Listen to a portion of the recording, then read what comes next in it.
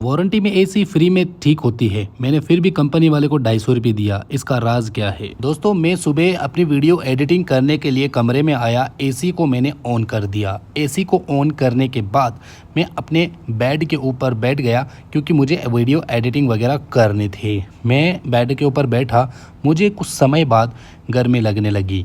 फिर मैंने सोचा चलो टेम्परेचर को और घटा दिया जाए, फिर भी मुझे गर्मी लगने लगी। अब मैंने सोचा भाई क्या प्रॉब्लम है। मैं उठता हूँ, एसी को चेक करने जाता हूँ। सबसे पहले आपको आउटडोर ही चेक करना चाहिए। आउटडोर का यदि फ़ैन चल रहा है तो कंप्रेसर भी चल रहा होगा, ठीक है।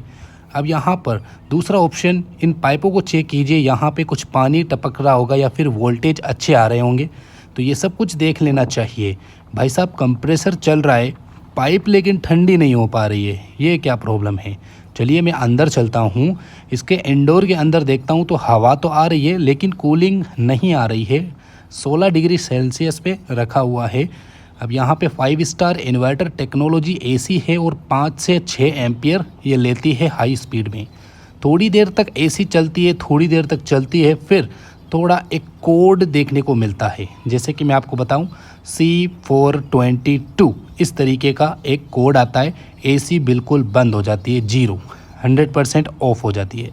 अब ये कोड भाई साहब क्यों आ रहा है, इसका रीज़न क्या है, मैं इसका रीज़न भी देखना चाहूँगा। फिर से एसी चालू करता हूँ तो हो जाती है, थोड़ी देर बाद फिर से हो जाती है। अब मैं देखता हूँ मीटर की मदद से क्या वाकई में हमारी कंप्रेसर चल रहा है या फिर ये कुछ प्रॉब्लम हो गई है सेंसर्स वगैरह के अंदर। तो मैंने सोचा एसी को ऑन किया जाए, 16 डिग्री सेंटीग्रेड पर रखें। अब बाहर चलते हैं, एसी को ऑन रखना है। अब बाहर आते हैं हम, और बाहर आने के बाद यहाँ पे कुछ वायरिंग देखते हैं, हम आपको सिखाते हैं सब कुछ। क्लैंप मीटर लेना है, एम्पियर पे सेटिंग करना है। अब इस क्लैंप मीटर को एसी के जो आउटपुट होते हैं उसके अंदर आपको ये लगा देना है और यहाँ पे आपको एम्पियर शो करेगा।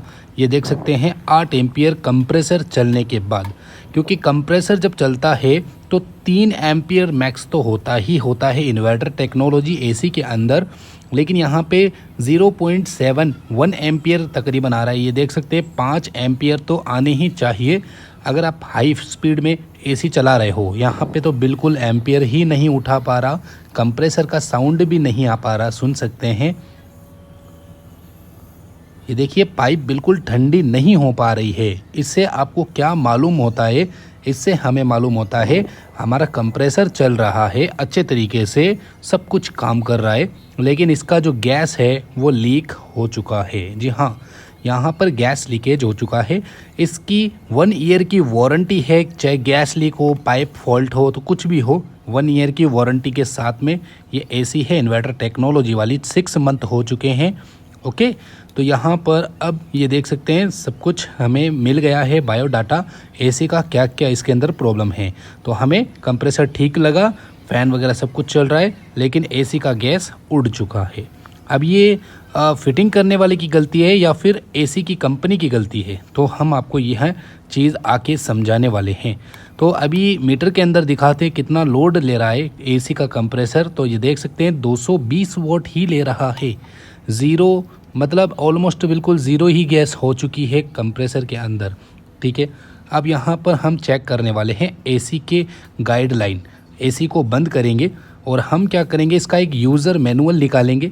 C422 कोड का मतलब निकालेंगे कि C422 का कोड क्या है, ये इसका यूज़र मैनुअल गाइड के अंदर आपको मालूम पड़ जाएगा। तो मैं यहाँ पर थोड़ा एनालाइज़ करता हूँ, सब कुछ यहाँ पे चेक करता हूँ भाई साहब कहाँ पे लिखा हुआ है C422।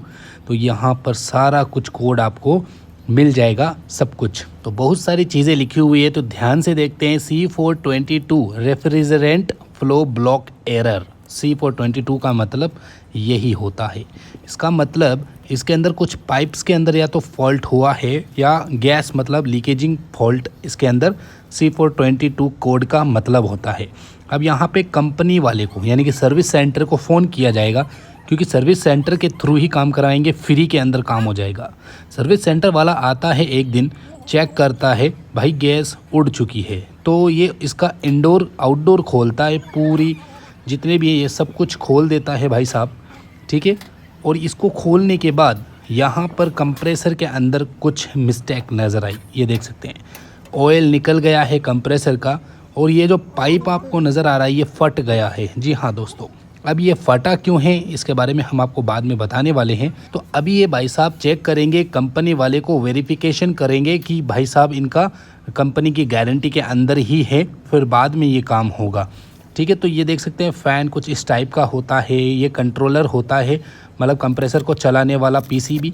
ओके, ये भी इम्पोर्टेंट चीज़ होती है, इसकी भी 5 साल की वारंटी है, पीसीबी की वारंटी वाले ही लेके आनी है एसी। और यहाँ पे जो ये पाइप देख रहे हो ना, ये सेंसर के साथ में जुड़ा हुआ पाइप ये फट गया है। अभी आपको आगे दिखाएंगे किस तरह से फटा हुआ है।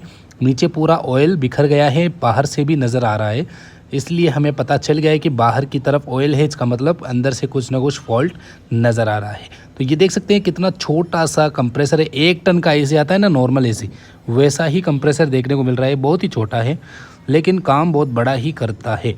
ठीक है, तो ये देख सकते हैं कुछ इस टाइप की ये एसी होती है अंदर से। अब ये देख सकते हैं ये वाला जो पाइप है यहाँ पर सेंसर लगा हुआ है। ओके, ये सब कुछ मेंशन करता है पीसीबी को, और यहाँ पे ऊपर की तरफ से ये देखें यहाँ से ऑयल निकल रहा है। ओके, तो अब कंपनी वाला देखो क्या करता है क्या नहीं, वेरिफिकेशन के बाद सारा डिटेल देखने को मिल जाएगा हमें।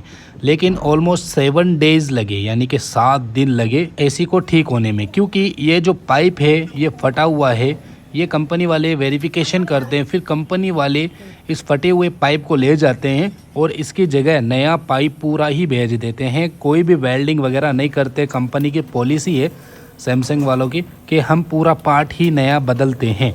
ये थोड़ा पॉलिसी है, इसी वजह से 7 दिन का समय लग गया, परेशान तो हो गए थे हम। ओके, तो ये पाइप अब यहाँ पे इंस्टॉलेशन हो रहा है। होने के बाद अब यहाँ पे वैक्यूम हो रहा है। वैक्यूम होने के बाद गैस चार्जिंग होगी, फिर ये एसी को फिट किया जाएगा। लो जी भाई साहब, हमारी एसी बिल्कुल सही हो गई है, ठीक हो गई है 0 रुपये में, नहीं तो 4000 रुपये लगते अगर मैं लोकल में ठीक करवाता। ठीक है, तो यहाँ पर अब मैं आपको टेस्टिंग दिखाता हूँ जब एसी के अंदर गैस रहता है। ये देख सकते हैं कंप्रेसर की आवाज़ सुन के आप पहचान गए कि एसी के अंदर गैस है। अब यहाँ पर क्लैंप मीटर की मदद से आपको पता करना है। क्लैंप मीटर बहुत काम की चीज़ है, ये लगा के देख सकते हैं यहाँ पे 9 एम्पियर आ रहे हैं, इसका मतलब हमारी एसी का जो गैस कंप्लीट है। और यहाँ पर पानी भी देखने को मिल जाएगा, कंप्रेसर की साउंड भी आपको महसूस हो जाएगा। ठीक है गाइस, अब मैं बताता हूँ 250 रुपये मैंने इलेक्ट्रिशियन को क्यों दिया। 0 रुपये में मेरा काम हो गया। मैंने बतौर इनाम के मैंने इस भाई को पैसा दिया क्योंकि मुझे काम पसंद आया, और मुझे जब काम पसंद आता है तो मैं पैसे इनाम के तौर पर इलेक्ट्रिशियन को देता रहता हूं। अब आप ऐसा मत सोचिएगा कि मैंने पैसा इसी वजह से दिया ताकि मैं वीडियो बना पाऊं, ऐसा बिल्कुल भी मत सोचिएगा। मैंने बहुत सारे लोगों को दिया है, मैं उनका नाम तो वीडियो में नहीं लिया ना। ठीक है, तो इस तरह से आप भी इलेक्ट्रिशियन लोगों को पैसा इनाम के तौर पर दिया करें ताकि आपका काम और आगे अच्छा हो। उम्मीद है आपको ये वीडियो काफ़ी अच्छी तरीके से पसंद आई।